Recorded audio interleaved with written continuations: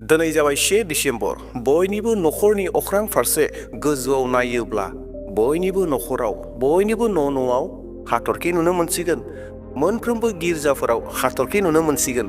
जोंनि गोसोआव बरदिननि रंजानाया फैबाय।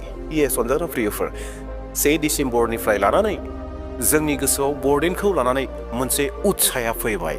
बरदिना मा बेखौ आङो बे भिडिअनि गेजेरजों बुंफोरना होनांगौनि बाथ्रा गैलिया एबा नोंथांमोनखौ मोनथिहोबावनांगौनि बाथ्रा गैलिया। दा बेयावहाय बरदिननि बिसय आं बाथ्राखौ बुंनो थांनो नागिराखै, नाथाय दिनैनि बे भिडिअनि गेजेरजों जोङो बेखौसो सोलोंगोन, बेखौसो नायगोन। जिहेतु जों मोनफ्रोमबो बोसोराव 25 डिसेम्बरखौ ख्रिस्टमास होननानै खुङो, ख्रिस्टमास जिसु ख्रिस्टनि जोनोम सान होननानै जोङो खुलुमो, सिबियो, रंजायो, गासै खामानिखौबो मावो। नाथाय अनजाग्रा प्रियफोर, दिनैनि बे भिडिअनि गेजेरजों आं बेखौसो लानानै फैदों 5 मिस्टेक्स, मोनबा गोरोन्थिफोर बरदिननि सिगाङाव माब्लाबाबो दाखालाम, एबा बरदिनखौ लानानै बे मोनबा गोरोन्थिखौ मावनो नाङा। दे अब्ला प्रियफोर, बे मोनबा गोरोन्थिखौ मोनथिनो थाखाय नोंथाङा भिडिअखौ जोबजासिम नायदो, जेन देग्लायनि बरदिना नोंथांनि जिउआव मोनसे गेदेर आशीर्बादनि सान एबा आशीर्बादनि दिन जागोन। बेनि थाखाय नोंथाङा बे भिडिअखौ मोजाङै नायगोन आरो बाथ्राखौ बुजिनो नाजागोन, जेन देग्लायनि बरदिना नोंथांनि थाखाय गोबां आशीर्बादनि बरदिन जायो। थारैनो साफ्रोमबो नायगिरि नोंथांमोनहा हयथ' गोसोआव गोबां सोंलुफोर सफैबाय। बरदिननि सिगाङावलाय जोंहालाय मा गोरोन्थिफोर जानो हागौ, एबा बरदिनखौ लानानै जोंहा मा गोरोन्थि जानो हागौ होननानै हयथ' गोबांहानो सोंलु जादों। अनजाग्रा प्रियफोर, थारैनो गोबां सुबुंफोर, गोबां व्यक्तिफोरहा, गोबां फोथायारिफोरा बरदिनखौ लानानै गोबां गोरोन्थिफोर मावो। बरदिनखौ लानानै खालामनाय सेथि गोरोन्थि बेनो जाहैबाय सेल्फ प्रफिट अर सेल्फ बेनिफिट्स, गावनि मुलाम्फानिल' खालामनाय। गोबां सुबुंफोरा बरदिनखौ लानानै गोसोआव गोबां थामथिम जानानै दंखायो। बे थामथिमफोरा बेबायदि जानो हागौ, जेरैहाय गाननाय जोमनाय, जानाय लोंनाय, बायदिसिना डेक'रेसन, बायदि बेसाद मुवाफोरखौ लानानै गोसोआवहाय मोनसे थामथिमा दंखायोसै। गोबां मानसिफ्रा नभेम्बरनिफ्रायनो, गोबां मानसिफ्रा आगष्टनिफ्रायनो, सेप्तेम्बरनिफ्रायनो, दाथ' डिसेम्बर सफैबाय, दिनैनिफ्राय डिसेम्बर हाबबाय, दिनैनिफ्रायथ' गोबांनि गोसोआव गोबां सिमां रनसायनाया फैसिगोन। बै सिमां रनसायनायफोरा गावनि सेल्फ प्रफिटनि थाखाय गोबाङा खालामो। जेरैहाय आङो देग्लायनि बरदिनाव 5,000नि गाननाय जोमनाय मोनाब्ला आङो बरदिन जाया। आङो 10,000नि गाननाय जोमनाय मोनाब्ला आङो बरदिन जाया। देग्लायनि बे बरदिननि सिगां आं जुदि मोनसे मोजां मबाइल बायनो हायाब्ला आं बरदिन जाया। आङो बरदिननि सिगां आंनो मोनसे बाइक मोनाब्ला, मोनसे कार मोनाब्ला आङो बरदिन जाया। गोबां रोखोमा बेबायदि बाथ्राफोर बानायनानै लायो, बेबायदि सिमांफोर रनसायनानै लायो। बे सिमांफोरा मानि बरदिननि थाखाय जादों ना सेल्फ प्रफिटनि थाखाय जादों? नोंथाङा एसे साननानै नायनायसाय। There is nothing profit for Jesus Christ. बेयावहाय जिसु ख्रिस्टनि थाखाय जेबो मुलाम्फायानो जायाखै। केबल फोथायारिफोरा गाव गावनि मुलाम्फानि थाखायल'सो सानगासिनो दङ। आङो माबायदि गानगोन जोमगोन, आङो माबायदि जागोन लोंगोन, आंनि थाखाय बे बरदिननि मुंखौ लानानै आङो मा खामायनानै लागोन, आं मा बेनिफिट खालामनानै लागोन, बे बिसयावसो गोबां सिन्था खालामगासिनो दङ। प्रियफोर, मोनसे गुसुं फिसा बिदिन्थि होनो नागिरदों। जोंखौ जुदि सोरनिबा नखराव जुदि बार्थडे जानो इनभाइट खालामोब्ला, जोङो बार्थडे जानो थांनायाव एबा बार्थडेयाव जोङो ब्लेसिं होनो थांनायाव, आशीर्बाद होनो थांनायाव, बै गथ'नि थाखाय आर'ज खालामनो थांनायाव, आशीर्बाद होनो थांनायाव जों जानो आखाइ गोनजा थाङो। जोङो बै गथ'नि बेनिफिटनि थाखाय थाङो, बै गथ'नो आशीर्बाद होनो थाखाय थाङो, जों आर'ज खालामनो थाखाय थाङो, जेन जिसु ख्रिस्टआ बै गथ'खौ देग्लायनि बे बोसोरावबो जेन आशीर्बाद होनानै दैदेनबावो आरो बिनि जिउआ जेन गोजोंनिख्रुइ गोजों जायो, मोजां जोंनानै थायो, आत्मिक जिउआव सोलोंथाइ लानायाव, मोदोम लानानै देरनायाव बे गथ'आ जेन मोजां जालाङो, बे बिसय उद्दिस्यखौ, थांखिखौ लानानै जोङो बै हांख्रायनाय नखराव आरो बै गथ'हा बेनिफिट जायो, मुलाम्फा जायो। अनजाग्रा प्रियफोर, दिनै जोङो जिसु ख्रिस्टनि बार्थडे होननानै, जुदिও जिसु ख्रिस्टनि जोनोम साना बै थारिखआव, बै दिनाव एबा बै समाव नङा, अब्लाबो बुहुम नाङैनो बेखौ गनायनानै लादों दि बै सानाव एबा बै तारिखआव जिसु ख्रिस्टआ जोनोम जादोंमोन होननानै। जों जुदि थारैनो गोसो गोरबोनिफ्राय बरदिनखौ जिसु ख्रिस्टनि मुङै सेलेब्रेसन खालामदोंब्ला, जोंनि जिथु रंजानाय, जोंनि मावनाय दांनाय, खुलुमनाय, सिबिनाय, गासै मावनायफोरा जिसु ख्रिस्टनि जानो नांगौ आरो जिसु ख्रिस्टनिसो मुलाम्फा जानो नांगौ।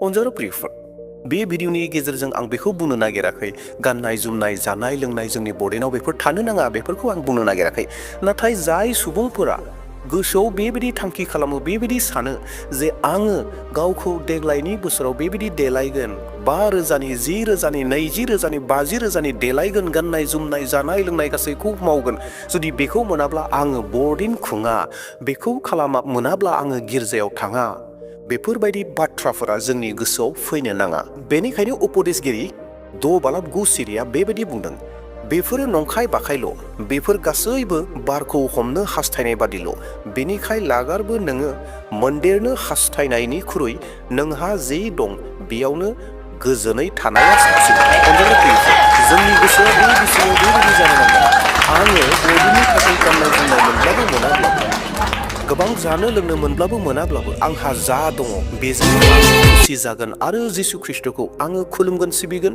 बै बर्डिननि समाव आंनि गोसो अन्तर गासैजों जिसु ख्रिस्टखौ खुलुमगोन सिबिगोन बाख्नायगोन बे गोसोआ जोंनियाव थानो नांगौ दा बेयावखाय बर्डिननि सिगाङाव जि गाननाय जोमनाय बायदिसिना जानाय लोंनायखौ लानानै जोङो जिंगासियो बे जिंगासिनायखौ जोङो दोनथ'नानै जिसु ख्रिस्टखौ खुलुमनाय सिबिनायखौ जोङो गिबि जायगा होनो नांगौ बर्डिनखौ लानानै गोरोन्थि दाख्लाम बेनि नैथि बाथ्रा बेनो जाबाय बर्डिन खुङैनि बाथ्रा अनजाग्रा प्रियफोर जोंनि गेजेराव गोबां रोखोमनि डेनोमिनेशन दङ जोंनि गेजेराव गोबां रोखोमनि हानजाफोर दङ गोबां हानजाफोरा बर्डिन सेलेब्रेशन खालामो जिसु ख्रिस्टनि जोनोम सान होननानै सेलेब्रेशन खालामो आरो गोबां बेबायदि हानजाफोर दङ जायफोरा बर्डिन सेलेब्रेशन खालामा अनजाग्रा प्रियफोर दा डिसेम्बर हाबबाय नालाय जोंनि गेजेराव गोबां रोखोमनि दान्थे बिदान्थे गावजों गाव नांज्लाय खमज्लाय बिभिन्न रोखोमनि बाथ्राफोरखौ जोङो नुनो मोनो एबा खोनायो जोंनि गेजेराव बेबायदि दं जायफोरा बर्डिन खालामगासिनो दङ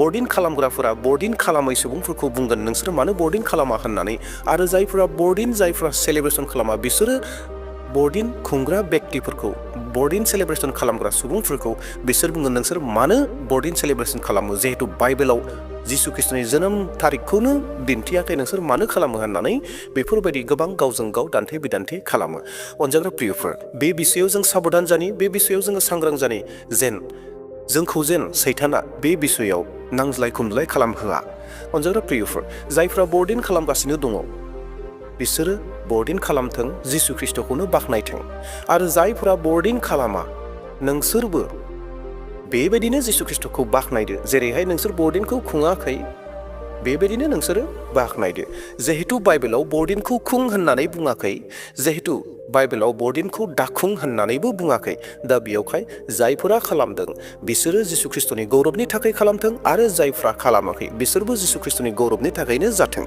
दे अब्ला बे बिषयावबो जोंनि गेजेराव दान्थे बिदान्थे दा जाथों बर्डिनखौ लानानै खालामनाय गोरोन्थि थामथि बाथ्रा बेनो जाबाय गाहाम रादाब फोसावनाय गैयै बर्डिन अनजाग्रा प्रियफोर जों बे बिषयाव मोजाङै मोनथिगौ जिसु ख्रिस्टआ डेट मिन्स इसोरा जिसु ख्रिस्ट मानसि महरै पृथ्वीयाव फैनायानो मोनसे गाहाम रादाब यस बे गाहाम रादाबखौनो बुहुमनि बयबो मोनथिनांगौ अनजाग्रा प्रियफोर बर्डिना जोंनि थाखाय गाहाम रादाब होनायनि मोनसे खाबु दिनै गोबां हादरफोर दङ जि हादरफोराव गुबुन सानफोराव जिसु ख्रिस्टनि मुङै जेबो फारिलाइखौनो खालामनो मोना नाथाय बै बर्डिननि सानावल' फारिलाइ खालामनो मोनो आरो जिसु ख्रिस्टखौ नाजावनाय व्यक्तिफोरनि गिर्जा न'आव बा बहाबा फारिलाइफोराव बेबायदि गुबुन धोरोमनि मानसिफोरा थांनो मोना जेराव थाङोब्लानो केस जायो हमजायो बुजायो बेबायदि नाथाय बेबायदि हादरफोर दङ जेरावहाय बे बर्डिननि समावब्ला खुलायै थांनो हायो जाहैनो हायो लोंहैनो हायो थांनो हायो बेबायदि खामानि मावनो हायो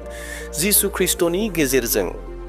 ख्रिस्टनि बे बर्डिन जोनोम साननि गेजेरजों जिसु ख्रिस्टआ मोनसे हुबु बार्तानि समखौ थि खालामनानै दोनदों गाहाम रादाबनि समखौ थि खालामनानै दोनदों जेरावहाय सरकाराबो मानिनो गोनां जादों सरकाराबो गनायदों जे बियो बर्डिन होननानै जिसु ख्रिस्टनि जोनोम सान होननानै गनायदों आरो बै सानखौ मोनसे हलिडे खालामदों आरो बे हलिडेयाव जाय जेरै हायो थांनो हागौ खुलुमहैनो हागौ सिबिहैनो हागौ बेखौ सरकाराबो नाजावो दा बेयावखाय जोंबो बर्डिनखौ गाहाम रादाबनि थाखाय बाहायनांगौ अनजाग्रा प्रियफोर जोंनि नसुंसेनि आंगो लोगोफोरखौ जोङो हांख्रायनांगौ जोङो जाहोनांगौ लोंहोनांगौ जोंनि आलासि सोंनायनि गेजेरजों जोङो जिसु ख्रिस्टखौ दिन्थिनो हागोन। जेरैहाय बाइबेलाव गोबां दङ जिसु ख्रिस्टखौ सोंनायनि गेजेरजों जिसु ख्रिस्टआ गोबां बेक्तिफोरखौ आशीर्बाद होदों आरो गाहाम रादाबफोरखौ मोननो हादों।